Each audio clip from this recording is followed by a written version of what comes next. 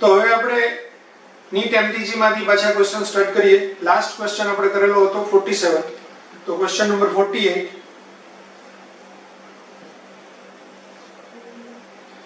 Two infinite plane parallel sheets separated by a distance d have equal and opposite uniform charge densities sigma. Electric field at a point between the sheets is. તો અહીંયા તમને બે infinite sheet આપેલી છે.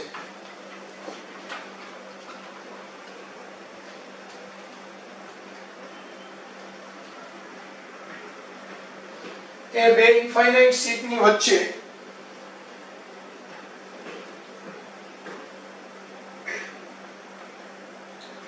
કેટલો વિદ્યુત ક્ષેત્રની તીવ્રતા, આ બે વચ્ચેનું ડિસ્ટન્સ d છે. આ એનો મધ્યબિંદુ છે. હવે સમજો, અનંત વિસ્તારવાળી કોઈ પ્લેટ હોય તો એના ઉપર આના ઉપર પ્લસ સિગ્મા વિદ્યુત ભારની ડેન્સિટી છે અને આના ઉપર માઈનસ સિગ્મા ડેન્સિટી છે, પૃષ્ઠ વિદ્યુત ભાર ઘનતા. તો આના કારણે આ દિશામાં વિદ્યુત ક્ષેત્ર આવશે E+ અને આના કારણે બી આ દિશામાં વિદ્યુત ક્ષેત્ર આવશે E-. એટલે પરિણામી વિદ્યુત ક્ષેત્ર એ E+ + E- થાય. પણ આના કારણે અહીંયા વિદ્યુત ક્ષેત્ર, હવે અનંત વિસ્તારવાળી પ્લેટ હોય તો એના કારણે કોઈ પણ અંતરે વિદ્યુત ક્ષેત્ર σ/2ε0 હોય. એટલે અહીંયા σ/2ε0, અહીંયા બી σ/2ε0, એટલે 2σ/2ε0, એટલે કે σ/ε0. તો આપણો આન્સર આવશે C. Question number 49. A charge capital Q microcoulomb is placed at the center of the cube. The flux coming out from any face will be. હવે તમને અહીંયા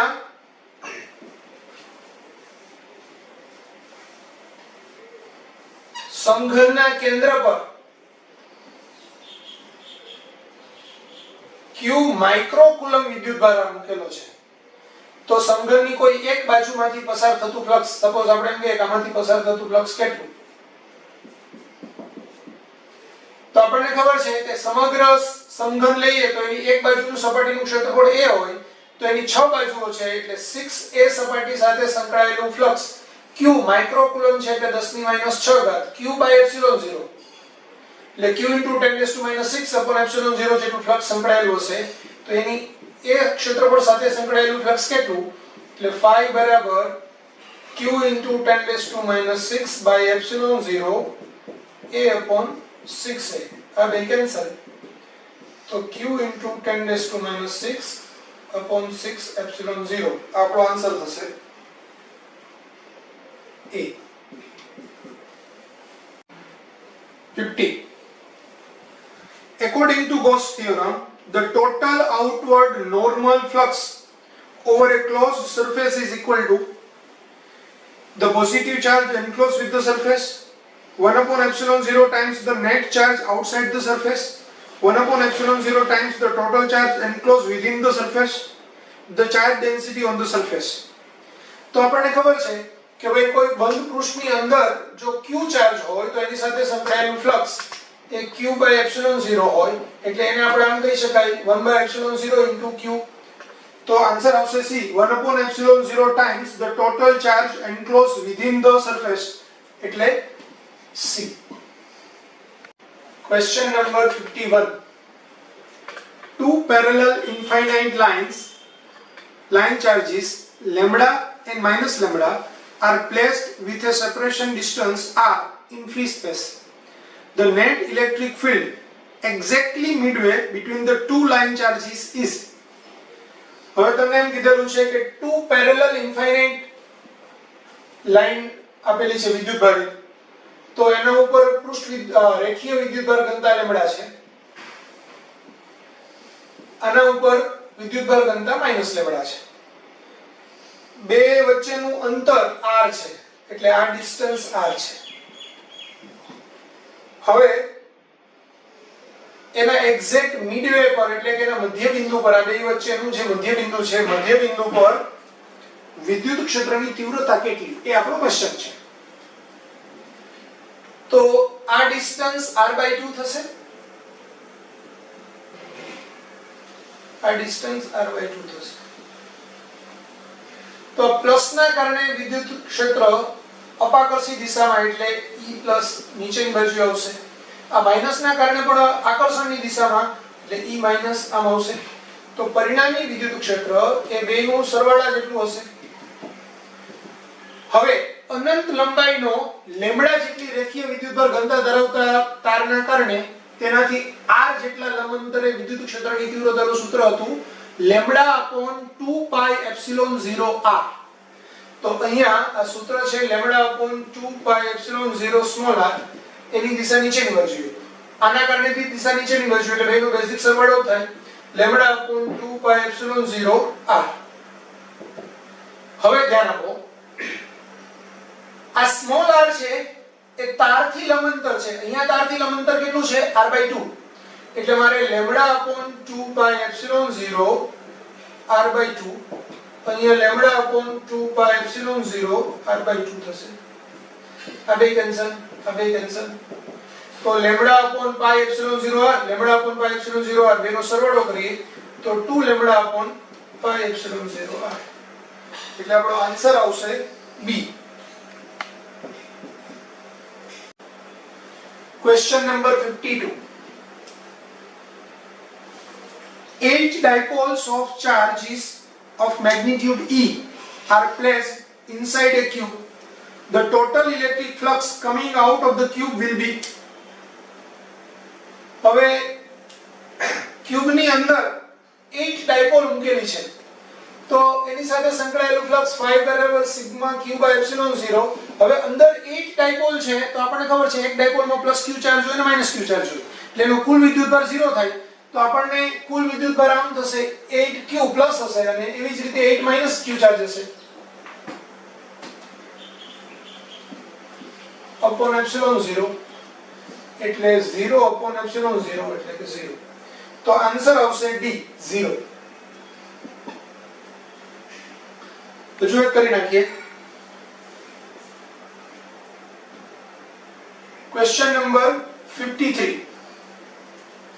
A point charge causes an electric flux of 1.0 into 10 raised to minus 3, 10 raised to plus 3 Newton meter square by Coulomb to pass through a spherical Gaussian surface of 10 centimeter.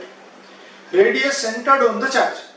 If the radius of the Gaussian surface was doubled, how much flux would pass through the surface? તો અહીંયા બી હમણાં જ આપણે ગુજરાતીમાં જે question કરાવેલો એના જેવો જ છે કે ભાઈ 10 સેન્ટીમીટર ત્રિજ્યા હોય અને અહીંયા કોઈ ચાર્જ મૂકેલો હોય તો એની સાથે સંકળાયેલું ફ્લક્સ phi એ -1.0 into 10 raised to plus 3 newton metre square પર કુલમ છે. જો આ ત્રિજ્યા 10 ની 20 સેન્ટીમીટર કરવામાં આવે તો બી એની સાથે સંકળાયેલા ફ્લક્સમાં કોઈ ફરક પડતો નથી કારણ કે એના વડે ઘેરાયેલો વિદ્યુતભાર q બાય એપ્સિલોન 0 એમાં કોઈ ચેન્જ ન થાય એટલે આની સાથે સંકળાયેલું ફ્લક્સ b પહેલા જેટલું જ આવે એટલે -1.0 into 10 raised to 3 newton metre square પર કુલમ. એટલે આપણો આન્સર આવશે a.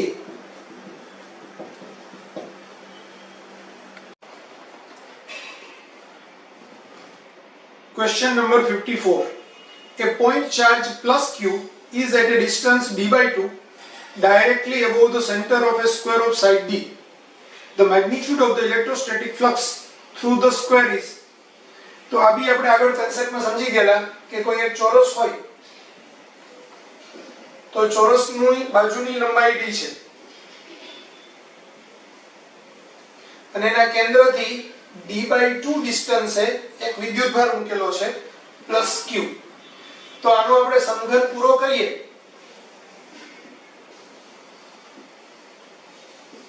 તો આ સમઘનના કેન્દ્રની અંદર એટલે સમઘન સાથે સંકળાયેલું ફ્લક્સ એ q બાય એપ્સિલોન 0 હોય તો આ એની છઠ્ઠા ભાગની બાજુ એટલે કે 6a બાજુ સાથે સંકળાયેલું ફ્લક્સ q બાય એપ્સિલોન 0 હોય તો એ સાથે સંકળાયેલું ફ્લક્સ કેટલું એટલે q બાય 6 એપ્સિલોન 0 થાય.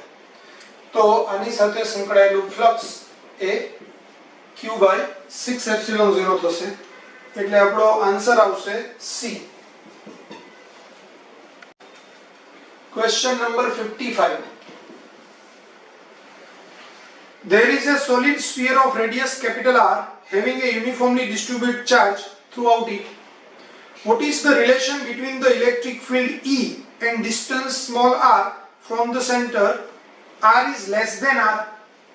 તો અહીંયા R ત્રિજ્યાનો ગોળો છે, એના ઉપર કદ વિદ્યુતભાર ઘનતા આપેલી છે ρ. તો કેન્દ્રથી R અંતરે કે જ્યાં R is less than R, તો આનું આપણને સૂત્ર ખબર હતી કે E બરાબર ρr upon 3 epsilon 0 થાય. તો અહીંયા E ચલે છે R થશે, એટલે આપણો આન્સર આવશે C. Question number 56. 3 infinitely long charge sheets are placed as shown in the figure. The electric field at a point P is, હવે સમજો,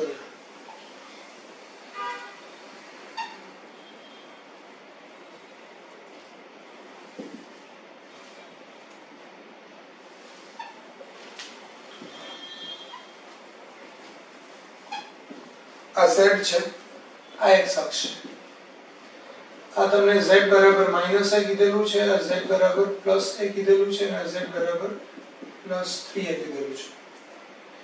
અહીંયા પોઈન્ટ P છે, આના પરની પૃષ્ઠ વિદ્યુતભાર ઘનતા સિગ્મા છે, આ -2 સિગ્મા છે, અને આ માઈનસ સિગ્મા છે. હવે અનંત વિસ્તારવાળી પ્લેટ હોય અથવા તો અનંત વિસ્તારવાળું વિદ્યુતભારિત સમતલ હોય, તો એ સમતલથી ગમે તેટલા અંતરે વિદ્યુત ક્ષેત્રની તીવ્રતા σ/2 એપ્સિલોન 0 જેટલી હોય. હું ત્રણેયને નંબર આપું, આ 1 નંબરની સીટ, આ 2 નંબરની સીટ, અને આ 3 નંબરની સીટ. હવે સમજો, આ સિગ્મા છે એ ધન વિદ્યુતભારિત છે. ધન વિદ્યુતભારના કારણે P બિંદુ પાસે વિદ્યુત ક્ષેત્રની તીવ્રતા એ અપાકર્ષી દિશામાં હોય, એટલે અહીંયા એ અધો દિશામાં આવશે E1 વિદ્યુત ક્ષેત્ર. આ ઋણ છે એ એકમ ધન વિદ્યુતભાર પર લાગતું બળ હોય વિદ્યુત ક્ષેત્રની તીવ્રતા, એટલે અહીંયા હું ધન વિદ્યુતભાર મૂકું તો એને આકર્ષે, એટલે આના પર આ ઋણ પ્લેટના કારણે વિદ્યુત ક્ષેત્ર E2 એ પણ અધો દિશામાં આવશે. આ બે ઋણ છે એના કારણે અહીંયા વિદ્યુત ક્ષેત્રની દિશા E3 એ પણ અધો દિશામાં આવશે. આ ત્રણેય વિદ્યુત ક્ષેત્રો એક જ દિશામાં લાગે છે, પણ મેં જુદા જુદા બતાવેલા છે.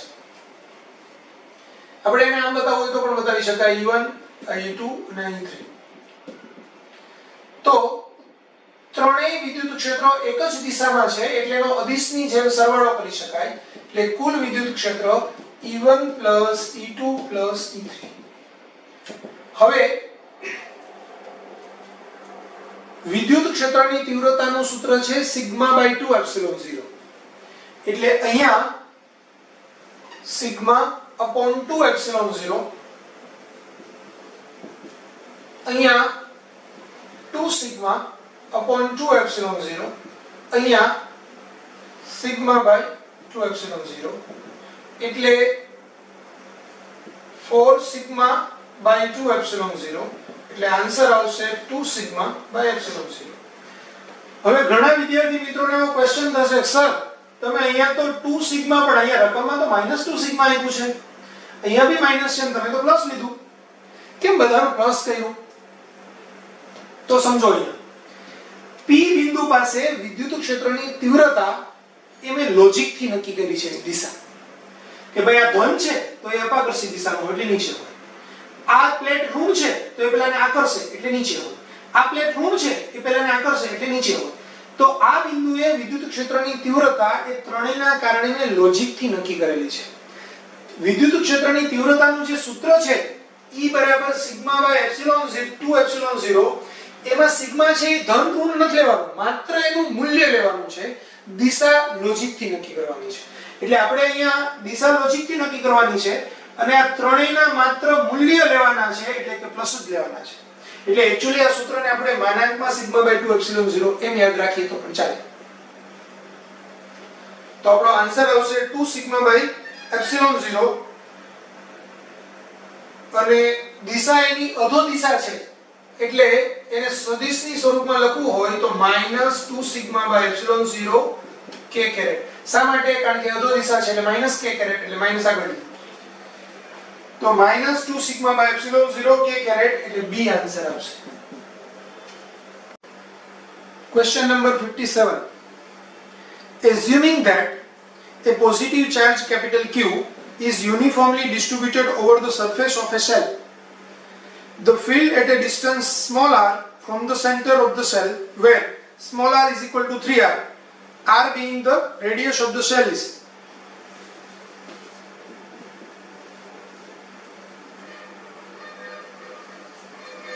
તો r ત્રિજ્યાની શેલ છે એટલે કે કવચ છે. કવચ ઉપરનો વિદ્યુતભાર Q છે.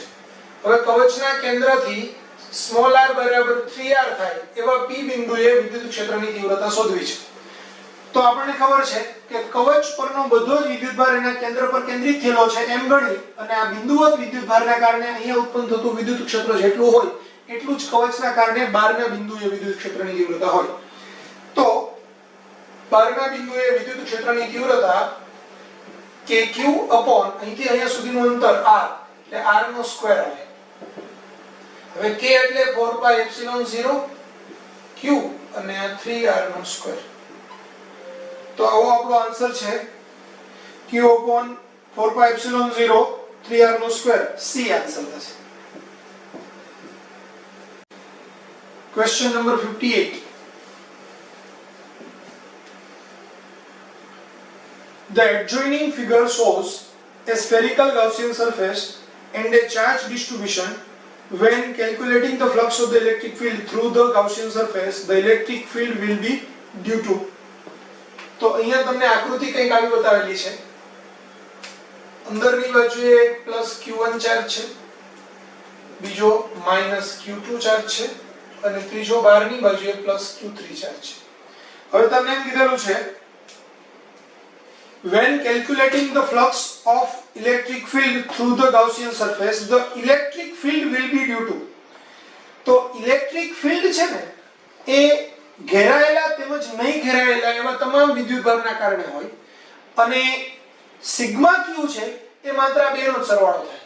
એટલે અહીંયા આપણને the electric field will be due to તો એ આન્સર આવશે C +q1 -q2 and +q3. એટલે આન્સર આવશે C. કન્સેપ્ટ બેઝ ક્વેશ્ચન છે. સિગ્મા ક્યુ એ આ બેનો સરવાળો હોય જ્યારે E એ આ ત્રણેયનો સરવાળો હોય એના લીધે ઉત્પન્ન થાય. Question number 59. Let there be a spherically symmetric charge distribution with charge density varying as rho r is equal to rho 0 5/4 minus r by capital R up to small r is equal to capital R, and rho r is equal to 0 for r is greater than r, where r is the distance from the origin. The electric field at a distance r where r is less than capital R from the origin is given by. તો તમને ક્વેશ્ચનમાં એમ તે કીધેલું છે કે એક વિદ્યુત ભારિત ગોળો છે જેની વિદ્યુતભાર ઘનતા એ ઉપરના સૂત્ર મુજબ કેન્દ્રથી અંતર r મુજબ બદલાય છે. આ ગોળાની આ કુલ ત્રિજ્યા કેપિટલ R છે. મારે વિદ્યુત ક્ષેત્રની તીવ્રતા શોધવાની છે. એની અંદરની બાજુએ સ્મોલ r અંતરે મારે વિદ્યુત ક્ષેત્રની તીવ્રતા અહીંયા શોધવી છે આ બિંદુએ. હવે આ બિંદુએ વિદ્યુત ક્ષેત્રની તીવ્રતા શોધવી હોય તો હું એમ કહી શકું કે કોઈ ગોળો હોય નક્કર ગોળો તેની સપાટી પર વિદ્યુત ક્ષેત્રની તીવ્રતા કેટલી હોય તો ગોળા વડે ઘેરાયેલો વિદ્યુતભાર જો કેપિટલ Q હોય તો એની સપાટી પર kq r² થાય છે. r છે એની ત્રિજ્યા. તો અહીંયા r ત્રિજ્યા કઈ છે સ્મોલ r. એટલે મારે ગમે તેમ કરીને આ ગોળા વડે ઘેરાયેલો વિદ્યુતભાર શોધવો પડે. હવે ગોળા વડે ઘેરાયેલો વિદ્યુતભાર મારે શોધવો હોય તો હું એક કામ વિચારું કે ભાઈ કેન્દ્રથી x અંતરે સૂક્ષ્મ dx જાડાઈનું એક કવચ વિચારો. આની જાડાઈ dx છે. તો કવચની સપાટીનું ક્ષેત્રફળ dA એ શું થશે 4πx². એટલે આ કવચની જાડાઈ dx છે એટલે એનું કદ કવચનું કદ એ dA * dx થાય એટલે કે 4πx² * dx થાય. આ કવચનું કદ થયું. તો આ કવચ પરનો વિદ્યુતભાર dq બરાબર ρr dv થશે. એટલે અહીંયા r વેરીએબલ હતો તો અહીંયા આપણો આ x વેરીએબલ થાય એટલે એક્ચ્યુઅલી અમારે ρx લખાય. તો ρ0 5/4 - x/r dv એટલે 4πx² dx. હવે હું એનું 0 થી r સુધીનું સંકલન લઉં તો r ત્રિજ્યાના ગોળા વડે ઘેરાયેલો વિદ્યુતભાર મને મળે. એટલે q બરાબર સંકલન dq એટલે સંકલન 0 થી r ρ0 5/4 - x/r x² 4πx² dx 4πx² dx આવું થશે. આ ρ0 છે તો 4π ρ0 ને હું બહાર કાઢી લઉં. 4π ρ0 ઇન્ટિગ્રેશન 5/4 x² - x નો ઘન r dx 0 થી r એટલે 4π ρ0 હવે આ 5/4 તો અચળ છે x² નું થશે x નો ઘન છેદમાં 3 x⁻² + 1/2 + 1 થાય એટલે x³ / 3 - x ના ઘનનું થાય x નો 4 ઘાત છેદમાં 4 એટલે અહીંયા x નો 4 ઘાત છેદમાં 4 ને r તો છે ઓલરેડી છેદમાં 0 થી r. તો 4πε0 5/2 માંથી આ 4 ને હું કોમન કાઢી લઉં તો આ 4 અહીંયા કોમન નીકળશે તો આ 5/3 r નો ઘન માઈનસ અહીંથી 4 કોમન નીકળી ગયેલો છે એટલે અહીંયા r નો 4 ઘાત છેદમાં r આવું થશે. આ 4 કેન્સલ થાય એટલે πε0 બ્રેકેટમાં 5/3 r નો ઘન માઈનસ r નો 4 ઘાત છેદમાં r. આ શું મળ્યું મને r સ્મોલ r ત્રિજ્યાનો જે આપણે અંદરનો વિસ્તાર વિચાર્યો એના વડે ઘેરાયેલો વિદ્યુતભાર મળ્યો. હવે સ્મોલ r ત્રિજ્યાના વિસ્તાર વડે હું ગાઉસિયન જો ગાઉસના સમીકરણ વડે સોલ્વ કરવો હોય તો પણ દાખલો થાય અને વિદ્યુત ક્ષેત્રની તીવ્રતાના સૂત્ર પરથી શોધવું હોય તો પણ થાય. બંને રીતે કરાવી દઉં. પહેલા તીવ્રતાની રીતે લઈએ તો r ત્રિજ્યાના ગોળાની સપાટી પર વિદ્યુત ક્ષેત્ર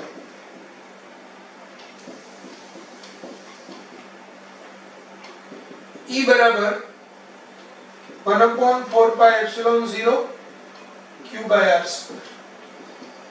એટલે 1/4πε0 r².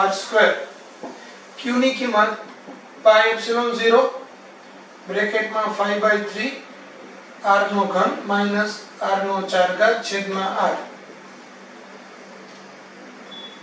આ πε0 કેન્સલ થાય. આમાંથી હું r નો ઘન કોમન કાઢું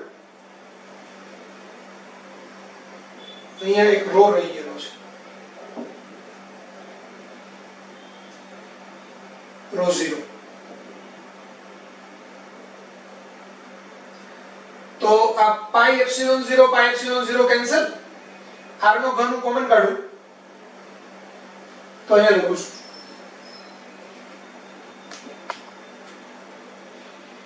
ρ0 r નો ઘન બ્રેકેટમાં છેદમાં 4r² બ્રેકેટમાં 5/3 માઈનસ r ના છેદમાં કેપિટલ R.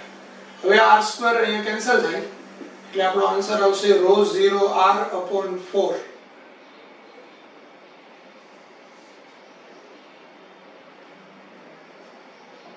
5/3 minus r/r.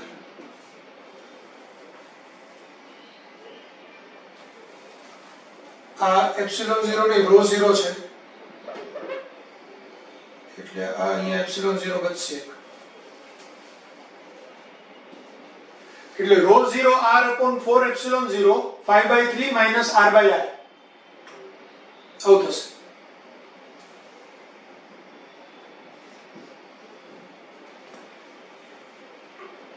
આને આપણે અલગ રીતે સમજવું હોય તો આમ બી સમજી શકાય. આટલો પોર્શન અહીંથી લઈને અહીંયા સુધીનો ઓર ગાઉસનું પ્રમેય છે આપણું બંધ સંકલન E સદિશ ડોટ dA સદિશ બરાબર સિગ્મા q બાય એપ્સિલોન 0. તો અહીંયા વિદ્યુત ક્ષેત્રની તીવ્રતા E dA એટલે 4 પાઈ r² સિગ્મા q એટલે પાઈ ρ0 બ્રેકેટમાં 5/3 r નો ઘન માઈનસ r નો 4 ઘાત ના છેદમાં r અપોન એપ્સિલોન 0. તો આ પાઈ પાઈ કેન્સલ થાય આમાંથી હું r નો ઘન કોમન કાઢું તો E ρ0 છેદમાં 4r² એપ્સિલોન 0 r નો ઘન 5/3 માઈનસ r/r. તો અહીંયાથી બી આ કેન્સલ કરીએ તો બી આપણને ρ0 r upon 4 epsilon 0 5/3 minus r/r આ ગાઉસના પ્રમેયથી મળે અને પેલું વિદ્યુત ક્ષેત્રની તીવ્રતાના સૂત્રથી મળે. આમાં આપણે કોઈ કવચ હોય તો નક્કર ગોળો હોય તો નક્કર ગોળાની સપાટી પર વિદ્યુત ક્ષેત્રની તીવ્રતાનું સૂત્ર kq/r², જે r છે એની ત્રિજ્યા, એ સૂત્ર લીધેલું છે. હવે ક્વેશ્ચન થાય સર અહીંયા આપણે મારે વિદ્યુત ક્ષેત્રની તીવ્રતા જોઈએ છે, વિદ્યુત ભાર તો બધા ઉપર છે, તો આ ભાગના કારણે વિદ્યુત ક્ષેત્ર અહીંયા ઉત્પન્ન ન થાય તો આપણે આખાને આમ વિચારી શકાય કે આટલો ગોળો અને એટલો આ બાજુનો ભાગ. હવે આ જે ભાગ છે એ વિદ્યુત ભારિત કવચ થયું. વિદ્યુત ભારિત કવચના અંદરના વિસ્તારમાં આ બિંદુ આવેલું છે એમ કહેવાય. તો કવચના અંદરના વિસ્તારમાં વિદ્યુત ક્ષેત્રની તીવ્રતા શૂન્ય હોય એટલે આના કારણે અહીંયા આપણને કોઈ તીવ્રતા મળતી નથી એટલે અહીંયા તીવ્રતા શૂન્ય થાય. પણ અંદરનો જે ગોળો છે એના કારણે અહીંયા વિદ્યુત ક્ષેત્રની તીવ્રતા મળે. એ કેટલી મળે? kq/r². તો એ સૂત્ર આપણે અહીંયા યુઝ કર્યું. ગાઉસનું પ્રમેય જ્યારે લઈએ ત્યારે આપણને ખબર છે કે આને મેં ગાઉસિયન પૃષ્ઠ લીધેલું છે. તો ગાઉસિયન પૃષ્ઠની અંદરની બાજુએ ઘેરાયેલો વિદ્યુતભાર એ સિગ્મા q માં લેવાય. પણ બહારની બાજુનો વિદ્યુતભાર છે તે સિગ્મા q માં આપણે લઈ શકતા નથી એટલે આપણે માત્ર અંદરનો વિદ્યુતભાર લીધો અને અહીંયા વિદ્યુત ક્ષેત્ર છે એ બહારના તેમજ અંદરના એમ તમામના કારણે મળતું વિદ્યુત ક્ષેત્ર છે. એટલે આ વિદ્યુત ક્ષેત્રનો જે આન્સર આવે તે આપણો આ બિંદુએ એની બહાર અંદર જેટલો વિદ્યુતભાર છે બધાના કારણે અહીંયા મળતું પરિણામી વિદ્યુત ક્ષેત્ર મળે એટલે આપણને સીધું જ E નો જે જવાબ મળે તે સાચો જવાબ મળે. તો બંને રીતે કરી શકીએ આપણે. ફરીથી એક વખત રિવિઝન કરાવી દઉં, ધ્યાન આપજો. આપણને રકમમાં એમ કીધેલું છે કે એક નક્કર ગોળો છે જેના કેન્દ્રથી r અંતર હોય તો એની વિદ્યુતભાર ઘનતા ρr બરાબર ρ0 5/3 માઈનસ r/r મુજબ આપણને મળે છે. હવે આખા ગોળાનું ત્રિજ્યા કેપિટલ R છે. આપણે કેન્દ્રથી સ્મોલ r અંતરે કે જ્યાં r is less than r એના માટે આવેલા બિંદુએ વિદ્યુત ક્ષેત્રની તીવ્રતા શોધવી છે. એટલે મારે અહીંયા વિદ્યુત ક્ષેત્રની તીવ્રતા શોધવી છે. અહીંયા વિદ્યુત ક્ષેત્રની તીવ્રતા શોધવી હોય તો ગાઉસનો પ્રમેય યુઝ કરું કે પછી તીવ્રતાવાળું સૂત્ર યુઝ કરું. બંને કેસની અંદર આ સ્મોલ r ત્રિજ્યાના ગોળાની અંદરનો કુલ વિદ્યુતભાર મારે શોધવો પડે. તો આનો અંદરનો કુલ વિદ્યુતભાર શોધવા માટે હું કેન્દ્રથી x અંતરે dx જાડાઈનું એક કવચ વિચારું. હવે આ કવચ અત્યંત પતલું છે એટલે એની ત્રિજ્યા x છે તો કવચની બહારની સપાટીનું ક્ષેત્રફળ કેટલું થશે? 4πr². તો અહીંયા r એટલે x છે તો 4πx². આ ક્ષેત્રફળ થયું. ક્ષેત્રફળ ઇન્ટુ જાડાઈ કરું તો મને આ કવચનું કદ મળે dv. એટલે dv બરાબર આ ક્ષેત્રફળ ઇન્ટુ જાડાઈ dx એટલે dA એટલે 4πx² અને dx. હવે આ 4πx² dx છે એ મને આનું કદ મળ્યું છે. કદને હું કદ વિદ્યુતભાર ઘનતા વડે ગુણું તો મને વિદ્યુતભાર મળે. એટલે dq બરાબર રો dx એટલે રો x dv. અહીંયા x શું કામ લખ્યો? કારણ કે મારે વિદ્યુતની ઘનતા અહીંયા જોઈએ છે, મારે ઘનતા r અંતરે નથી જોઈતી. r અંતરે જોઈતી હોય તો હું રો r લખું. મારે ઘનતા જ્યાં x લીધેલું છે ત્યાં જોઈએ છે અને આના પરનો વિદ્યુતભાર જોઈએ છે, એટલે મારે કમ્પલસરી અહીંયા રો 0 5/4 માઈનસ સ્મોલ r નહીં લખાય, x લખાય, x by r 4πx² dx. આ એક સ્ટેપમાં મિસ્ટેક થવાના ચાન્સ છે, ખાસ યાદ રાખજો. અહીંયા મારે ઘનતા જોઈએ છે એટલે મારે અહીંયા અંતર અહીંથી અહીંનું અંતર r લેવું, ની જગ્યાએ x લેવું પડે, અને dv એટલે 4πx² dx. હવે આ dq મને મળ્યો આટલા પરનો વિદ્યુતભાર. મારે આ r ત્રિજ્યાના ગોળાનો કુલ વિદ્યુતભાર જોઈતો હોય, dq નું q કરવું હોય તો મારે એનું સંકલન લેવું પડે dq નું 0 થી સ્મોલ r સુધી. તો સંકલન dq અને પછી dq ની મેં કિંમત મૂકી દીધી, સંકલન 0 થી r. હવે અહીંયા આ 4π અને આ ρ0 એને હું કોમન કાઢી દઉં. આ x² છે અંદર ગુણાવી દઉં બેયને, એટલે 5/4 x² માઈનસ x નો ઘન થશે અહીંયા, એટલે x નો ઘન ના છેદમાં r dx. હવે હું સંકલન કરું તો x ના ઘનનું થાય x3 5/4 x3/3. અહીંયા x3 નું થાય x નો 4 ઘાત ના છેદમાં 4, એટલે આ r તો છે તો x નો 4 ઘાત છેદમાં 4 0 થી r.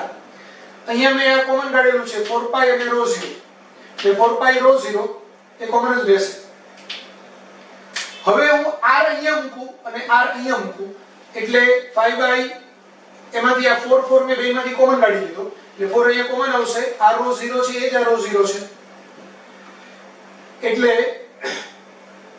5/3 r નો ઘન માઈનસ r નો 4 ઘાત છેદમાં r માઈનસ 0 એટલે લખવાની જરૂર નથી. હવે આ 4 કેન્સલ થશે, એટલે પાઈ ρ0 બ્રેકેટમાં 5/3 r³ માઈનસ r નો 4 ઘાત છેદમાં r. હવે r ત્રિજ્યાની ગોળાની સપાટી પર વિદ્યુત ક્ષેત્ર લઈએ તો E બરાબર 1/4πε0 q/r નો સ્ક્વેર. અહીંયા q છે એ ગોળા વડે ઘેરાયેલો જ વિદ્યુતભાર આવશે, કારણ કે આના કારણે ઉત્પન્ન થતું વિદ્યુત ક્ષેત્ર અહીંયા શૂન્ય છે. આ ગોળાના કારણે અહીંયા સપાટી પર વિદ્યુત ક્ષેત્ર જોઈતું હોય તો ગોળા વડે ઘેરાયેલો વિદ્યુતભાર લેવો પડે, જે આપણે ઉપર શોધેલો છે. તો 1/4πε0 r², આ q ની કિંમત મૂકી દઈએ, આ ρ0 છે. તો આ પાઈ કેન્સલ થશે, આ r³ હું કોમન કાઢું તો ρ0 r³/4r² ε0 5/3 માઈનસ r/r. એમાંથી આ r² અહીંયા કટ થાય એટલે એક r અહીંયા બચે, તો ρ0 r/4 ε0 5/3 માઈનસ r/r. આ આપણો આન્સર થશે. બીજી રીતે કરવું હોય ગાઉસના પ્રમેયની મુજબ, તો ગાઉસના પ્રમેય મુજબ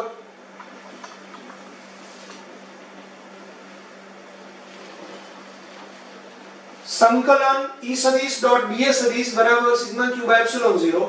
હવે E સદિશ અને dA સદિશ બંને છે એ દરેક બિંદુએ એક જ દિશામાં છે. E સદિશ બે આમ આવશે અને dA સદિશ બે આમ આવશે, એટલે બે વચ્ચેનો ખૂણો 0. તો E dA cos 0 એટલે 1 થાય, એટલે આપણે ખાલી E * a લખવાનું હોય. E અહીંયા લઈ લઈએ, સંકલન dA એટલે 4π r², r ત્રિજ્યાના ગોળાની વક્ર સપાટીનું ક્ષેત્રફળ. અહીંયા σq ની કિંમત પાઈ ρ0 5/3 r³ માઈનસ r નો 4 ઘાત છેદમાં r ને ε0. પાઈ બંને બાજુએ કટ કરીએ, આ 4π r² ને છેદમાં લઉં, અંશમાંથી r³ બહાર કાઢું, અહીંયા r² કેન્સલ થાય, તો final answer ρ0 r/4 ε0 5/3 minus r/r. આ રીતે મળે. Question number 60. What is the electric flux linked with the closed surface? તો અહીંયા જો ફ્લક્સ છે એ હંમેશા સૂત્ર છે phi બરાબર σq/ε0. જ્યાં σq એ સપાટી વડે ઘેરાયેલો વિદ્યુતભાર થાય, તો અહીંયા σq એટલે 1.25 7 1 માઈનસ 0.4 છેદમાં ε0 એટલે 8.85 ગુણાકારમાં 10⁻12. હવે આ 7 ને 1 8 ને 9 9.25 માઈનસ 0.4 એટલે એ પણ 8.85 થશે, છેદમાં 8.85 10⁻12 એટલે 10⁻12 એ આપણો આન્સર આવશે. B. Question number 61.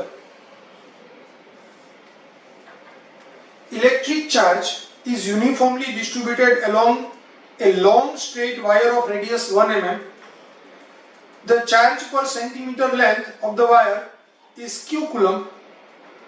Another cylindrical surface of radius 50 cm and length 1 meter symmetrically encloses the wire. The total electric flux passing through the cylindrical surface is. હવે તમને એમ કીધેલું છે કે ભાઈ અહીંયા 1 mm નો વાયર છે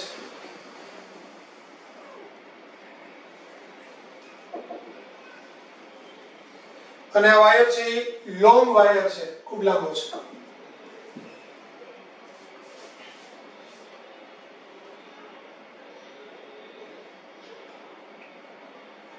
હવે 50 સેન્ટીમીટરની ત્રિજ્યા હોય એવો 1 મીટર લાંબુ નળાકાર પૃષ્ઠ છે.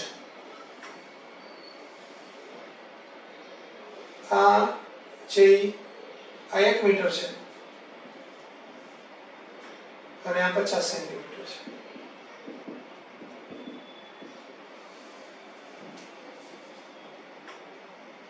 અહીંયા તમને એમ આપેલું છે charge per centimeter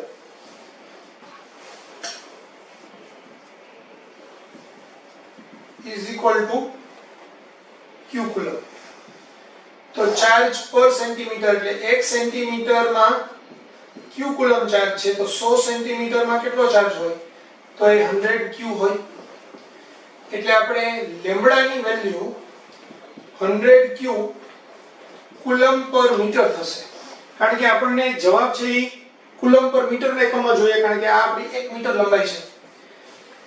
તો અહીંયા જો આને જો હું ગાઉસિયન પૃષ્ઠ ધારી લઉં, આટલા નળાકારને હું ગાઉસિયન પૃષ્ઠ ધારું તો ગાઉસિયન પૃષ્ઠ વડે ઘેરાયેલો વિદ્યુતભાર સિગ્મા q બરાબર લેમ્બડા ઇન્ટુ l થાય.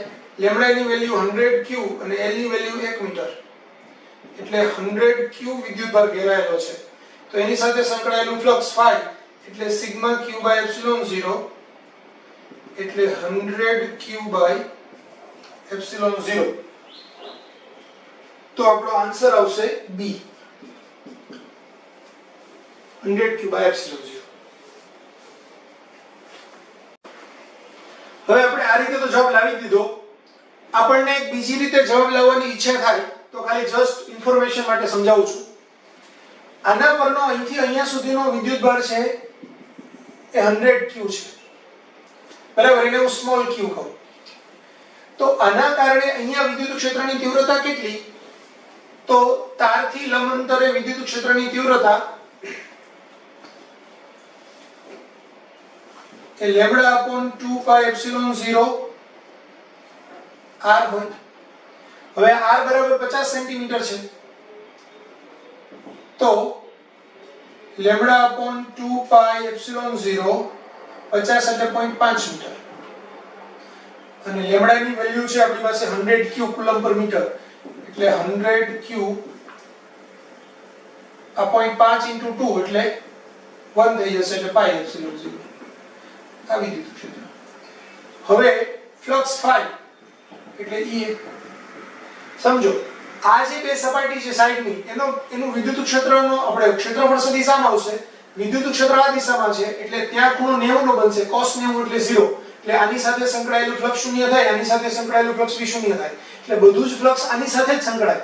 તો આની સાથે સંકળાયેલું ફ્લક્સ જોઈતું હોય આપણે તો E * A એમાં E ની value 100 q by pi epsilon 0 અને A ની વેલ્યુ તો r ત્રિજ્યા છે એટલે 2 પાઈ r * l, તો 2 પાઈ rl એટલે 100 q upon પાઈ એપ્સિલોન 0 2 પાઈ, r ની વેલ્યુ 0.5 મીટર અને l ની વેલ્યુ 1 મીટર. તો આ પાઈ પાઈ કટ થશે, આ 0.5 into 2 એટલે 1 થશે, એટલે આપણને 100 q બાય એપ્સિલોન 0 આન્સર મળે. તો આ બીજી રીતે પણ આપણે ગાઉસના પ્રમેયની સિવાયની રીતે પણ આપણે આ જવાબ લાવી શકીએ. તો આ મેથડથી પણ આન્સર આવે.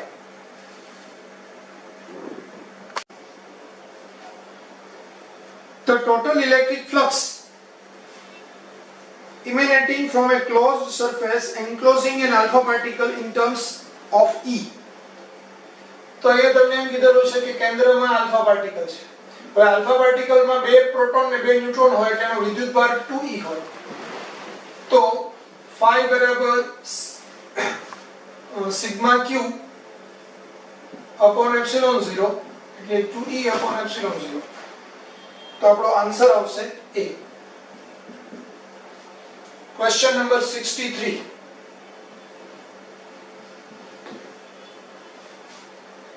Gauss law of electrostatics would be invalid if. તો જો ગોસ લો છે ને એ એક્ચ્યુઅલી કુલમ્બના નિયમ પરથી તારવાયેલો નિયમ છે. એટલે જો કુલમ્બનો નિયમ સાચો હોય તો જ ગોસ લો સાચો હોય. એટલે ઓપ્શનમાં the inverse square law was not exactly true. એટલે જો inverse square law છે એ સાચો ન હોય તો પછી આપણો ગૌસનો નિયમ પણ સાચો ન થાય. એટલે આન્સર આવશે C.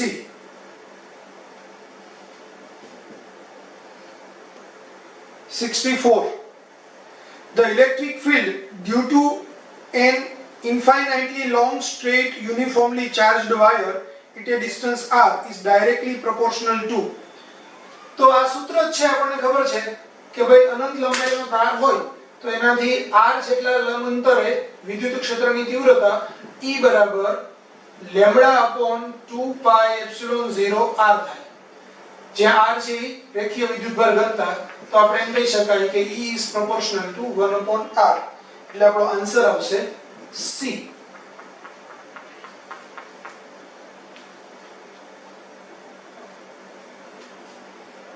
Question number 65. A charge 10 microcoulomb is placed at the center of a hemisphere of radius r is equal to 10 cm as shown. The electric flux through the hemisphere is. Hemisphere એટલે અર્ધગોળો. તમને અર્ધગોળાના કેન્દ્ર પર 10 માઇક્રોકુલમ્બનો charge મૂકેલો છે. આની ત્રિજ્યા r છે.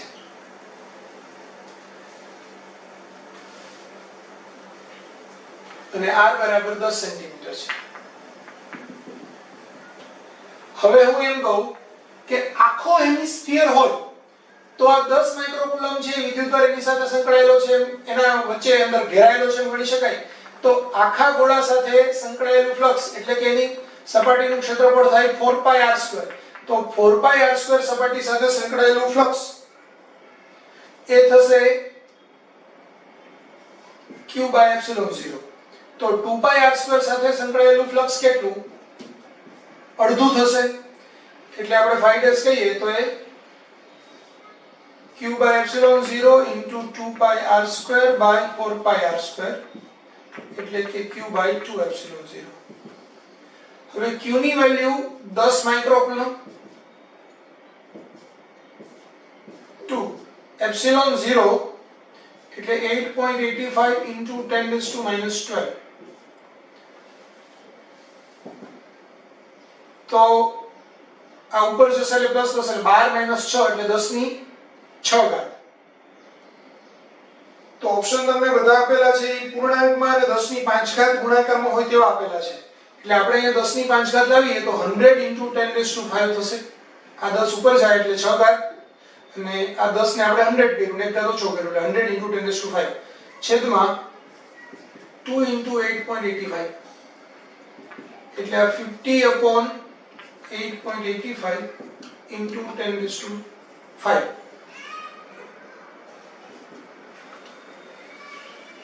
તો આ 9 થી કંઈક ઓછી કિંમત છે, બરાબર? એટલે આનો આન્સર છે નિયરલી ઇક્વલ ટુ 6 જેવો આવે.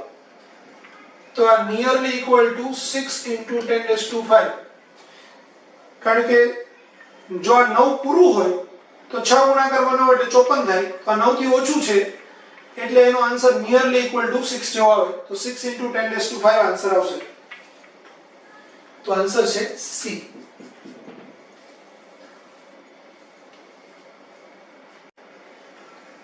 Question number 66. An electric charge of 8.85 into 10⁻⁻13 coulomb is placed at the center of a sphere of radius 1 meter. The electric flux through the sphere is. તો અહીંયા તમને એક સ્ફિયર છે એના કેન્દ્ર પર ચાર્જ q છે, જે q નું મૂલ્ય તમને આપેલું છે 8.85 into 10⁻13 કુલમ અને આની ત્રિજ્યા 1 મીટર છે. તો આની સાથે સંકળાયેલું ફ્લક્સ એટલે સિગ્મા q બાય એપ્સિલોન 0 એટલે કે q બાય એપ્સિલોન 0. તો આ 8.85 ગુણાકારમાં 10⁻13 ઘાત છેદમાં 8.85 ગુણાકારમાં 10⁻12 આ બે કેન્સલ થાય, 12 ને માઈનસ એટલે 10⁻1 ઘાત એટલે 0.1 newton metre square coulomb instrument. તો આપણો આન્સર આવશે બી.